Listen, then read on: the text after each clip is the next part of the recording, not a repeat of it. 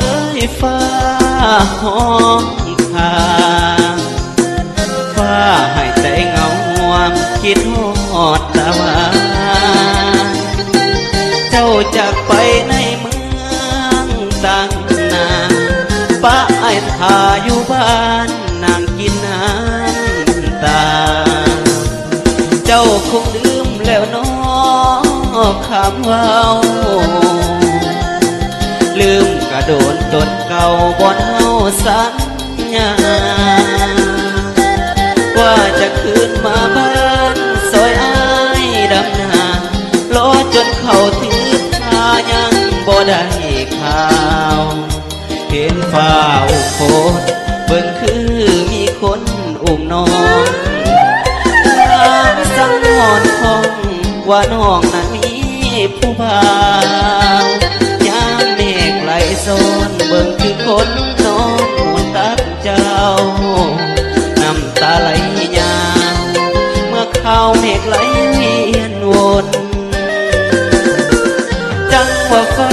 เอ้ยฟ้าห้องลาอายอย่าน้องเปลี่ยนใจคือฟ้าสังฝนเห็นฟ้าอีเขียวอายแห้งเป็นห่วงหน้ามนเห็นฟ้าอุ้มฝนเบิ่งคือคนอุ้มน้อง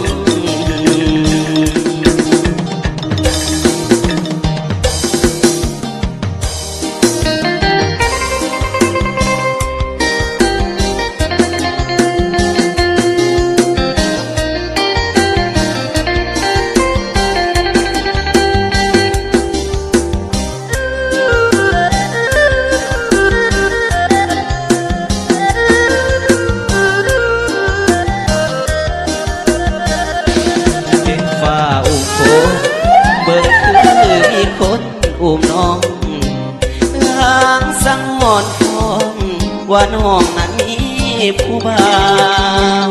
ยามเมฆไหลโซนเบิ่งคือคนนอนหมุนตักเจ้าน้ำตาไหลยาวเมื่อข้าวเมฆไหลเวียนวนจังว่าฟ้าเอ้ยฟ้าห้องลาอายอย่าน้องเปลี่ยนใจคือฟ้าสังฝนเห็นฟ้าอีเขียว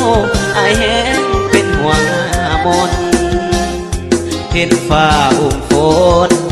เบิ่งคือคนอุ้มน้องอายแห้งเห็นฟ้าอุ้มฝนคือจังมีคนมาอุ้มแฟนอาย